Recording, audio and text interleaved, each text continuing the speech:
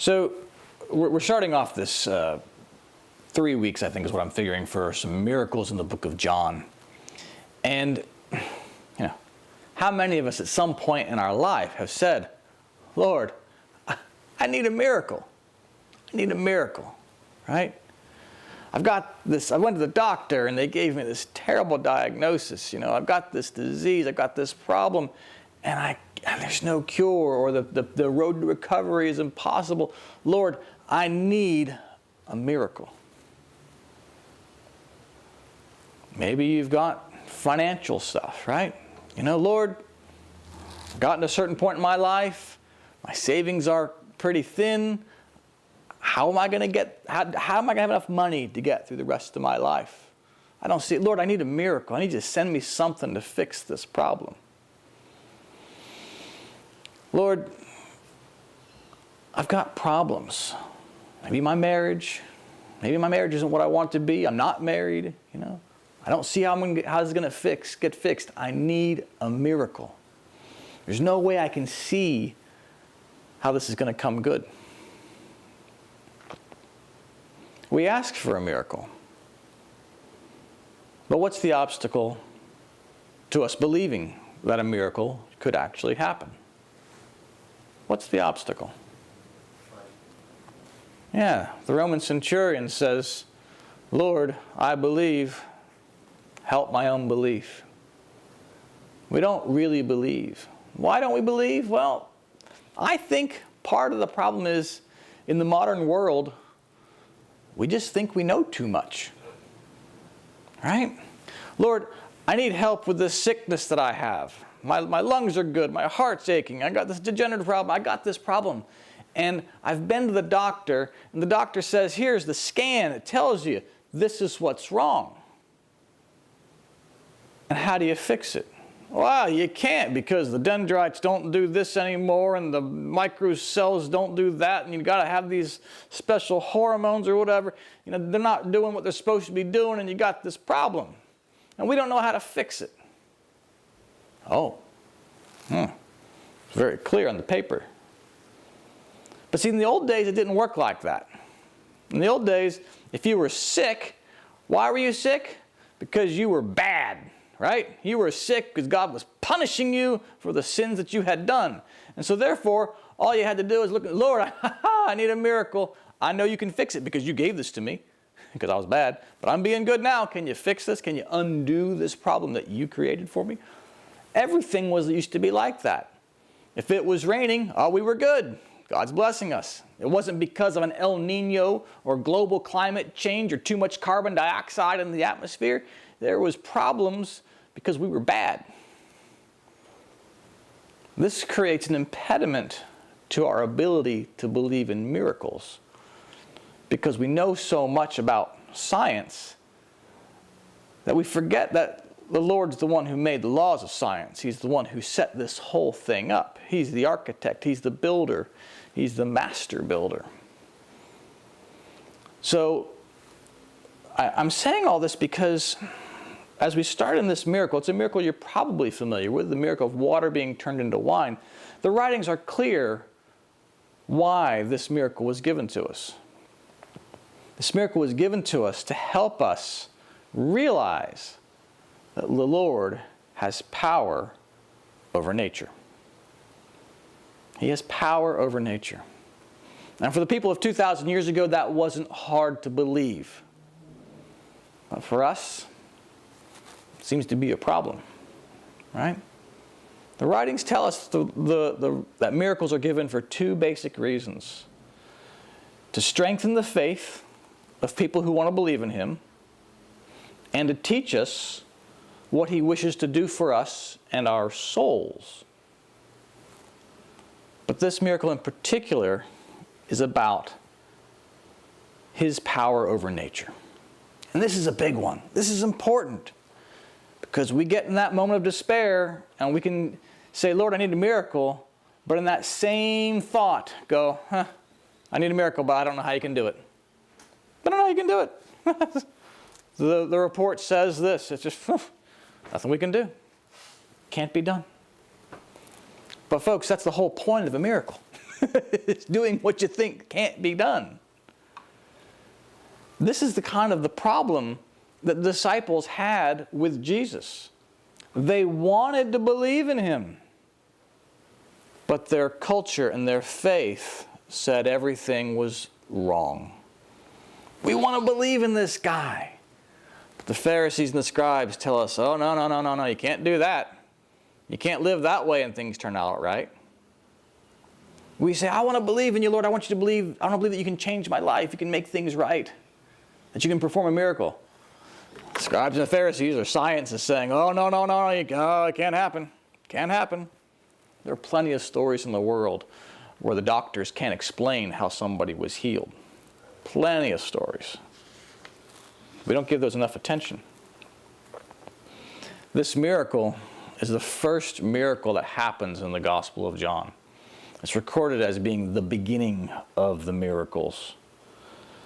In other Gospels, it goes a different path, but this one, it's the chapter 1, the Word is the Lord became flesh, he came to bring light, but the men preferred darkness, and all that spiel. And then chapter 2 is this miracle. And what we're starting to see in this miracle, one of the things we start to see is the Lord separating himself from Mary. He's moving himself away. And the idea is showing us, the readers and the followers, that there's a difference between the Lord as a good guy and the Lord as the Savior, God incarnate. So let's take a look at this story and just see how this plays out so we have it clear in our minds. John chapter 2. On the third day, there was a wedding in Cana of Galilee, and the mother of Jesus was there. Now both Jesus and his disciples were invited to the wedding. And when they ran out of wine, the mother of Jesus said to him, "They have no wine." Jesus said to her, "Woman, what does your concern have to do with me? My hour has not yet come." Right? He calls her woman. Again, he's separating himself from there. What does your concern have to do with me and my higher purpose, right?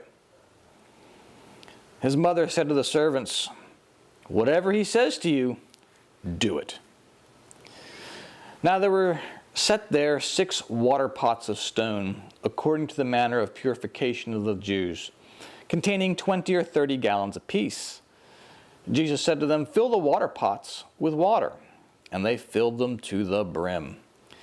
And he said to them, "Draw some out now, and take it to the master of the feast." And they took it. When the master of the feast had tasted the water that was made wine, and did not know where it came from, but the servants who draw on the water did, the master of the feast called the bridegroom. And he said to him, "Every man at the beginning sets out the good wine, and when the guests have well drunk, then the inferior. But you have kept the good wine until now." This beginning of signs Jesus did in Cana of Galilee, and manifested his glory, and his disciples believed in him. After this he went down to Capernaum, he, his mother, his brothers, and his disciples, and they did not stay there many days.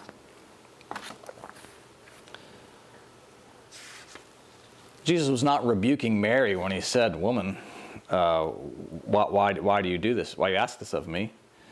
It's a question for our consideration so that we can see that his power, his godliness was not derived from Mary. It's saying this is something else going on here. What we see is that as he puts off this Mary human, this human finite side of himself, he's overcoming the evil in his hereditary, and what that brings about is a union with the Father and the Son. It's this marriage of goodness and truth. It's the marriage of divine love and divine wisdom. And hey, where does this miracle take place? A wedding feast, right? It's a wedding feast. So what's going on here is this marriage of Father and Son, where it's bringing the human and the divine all together. This is a big deal. And this is why we're told throughout the writings that the marriage state is the preferred state to be in. It's this state of, in theory, bliss, right? It's a theory, it's a state of happiness, because you have this desire to add two complementary pieces that make up something better than either one stands by themselves. This is why marriage is seen this way. That's why it's this complementary union. So these first two verses of this reading, we get the real setting for this miracle, right? It's happening on the third day, so it's picturing a completeness of time. It's, as we said, a wedding, and this is where the Lord starts his ministry. It happens in Galilee, so Galilee is correspondentially our external life, just going about day-to-day business, right? Easy stuff there. Happens in the town of Cana. Cana is a word that means reedy, like grass, like tall grass. And if you think back to the creation story, we get an idea from there what grass and reeds are all about. It's these first sprouts of knowledge, right? So you have the first day of creation, learning of right and wrong. Second day, the waters, the higher truth, lower truth. And then you have the third day, you have the sprouting of grass and vegetation. And it sounds good because, all right, you've got some knowledge. But what's kind of the downside of grass? Well, the writings tell us that the grass can be blown around by the wind. So while you've got some initial knowledge, you've also got the problem where it can be manipulated or carried away by your flights of fancy. You get this new passion, this new interest, and it can kind of warp the knowledge and the meanings that you have in life already. So it's the beginning of stuff, but it's still, it's not a rock, right? Not a rock. So this marriage we're seeing of good and truth is, part of it is also Mary is present. All right, so Mary, she represents the church. And just in the same way that, what does Mary do in the literal story? She gives birth to the Lord.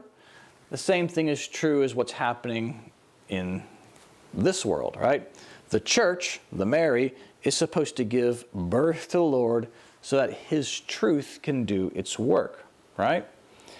So you put it all together and you have this picture of a person who's living kind of an external life. They have knowledge of the word, the grass. They have a desire to live the right way. They recognize the church, like Mary's there, and they desire to know more of the Lord, right? That's the disciples. So that's kind of what's going on in this picture we have. Person's trying to do right, don't have a lot of information. What does it lack? What does this person lack? Wine, right? That's what's missing in the story. That's not a trick question. That's what Mary says we need. We need more wine, right? Well, we know that water represents truth. We know that wine represents truth. What's the difference? The water truth is natural truth. Wine is spiritual truth. It's a higher level. Wine is the truth you get after applying the knowledge that you have. All right, Lord says, I am the vine, you are the branches. Okay, so we're the branches. What do the branches produce? Branches produce fruit, grapes, right? So, we know the fruit of our labors, right? So you produce the grapes, okay? So that's your good actions. From your actions, you can put those into the process, and what do you get? Wine. You ferment them, and you separate out the good from the bad to create the wine. So what this is saying to us, that knowledge puts us into action, gives us experience, and the wine is the knowledge, the wisdom we get from doing things, right? How many of us have set out to go do something only to find out, this wasn't as easy as I thought. Or there were some lessons I had to learn along the way. And suddenly now I know better.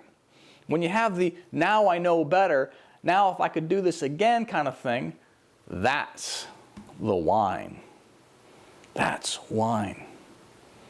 So when the story goes along and it says, the Lord's saying, okay, we need wine, what does he do? He says to the servants, let's fill up these pots. Well, these pots, they are doctrine, is what the writings call it. They're stone, so it's truth, but it's doctrine. Doctrine is so like you have a doctrine of, this is all the ideas about life after death. There's a doctrine, a vessel about the Lord. This is a doctrine about faith. This is a doctrine about divine providence. So what do you got to do? You got to get the water. You fill these things up. You got to learn stuff, right?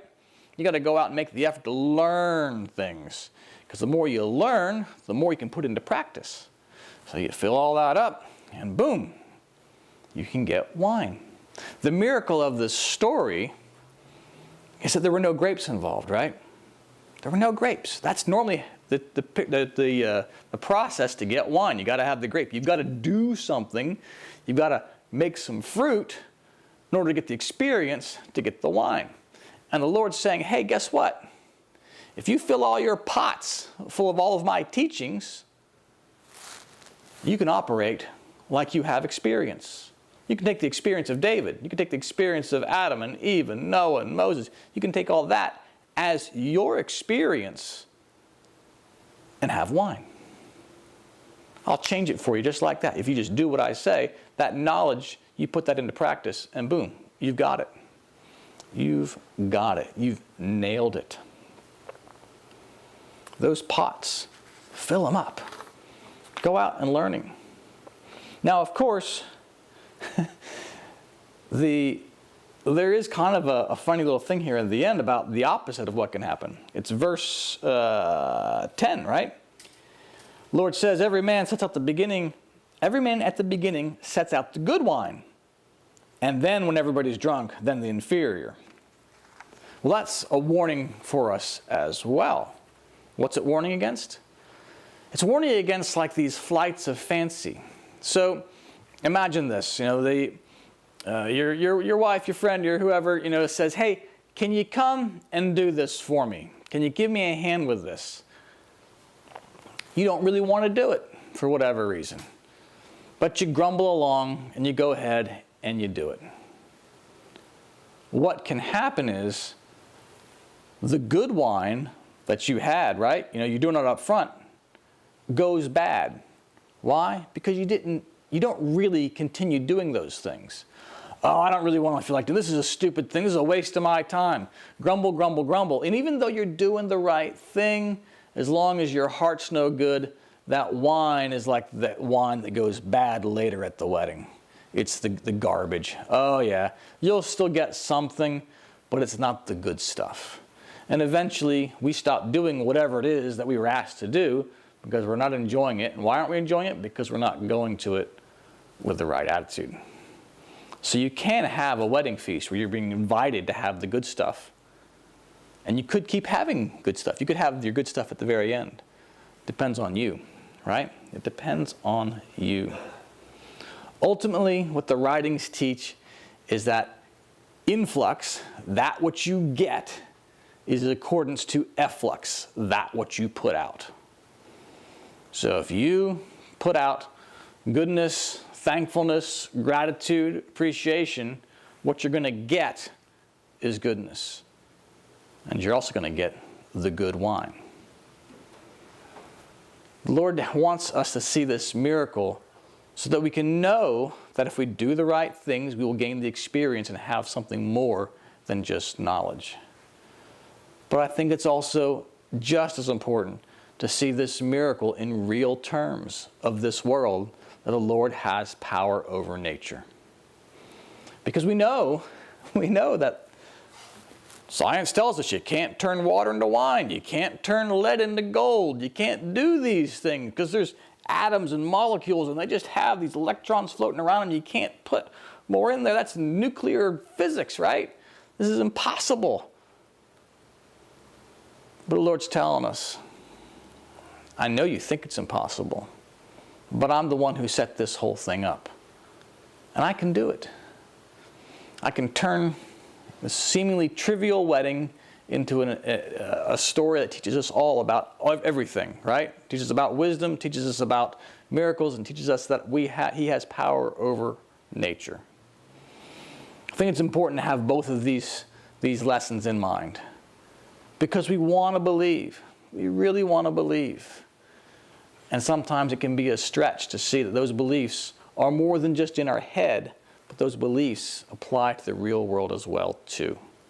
That miracle is there to remind us He does have power over nature.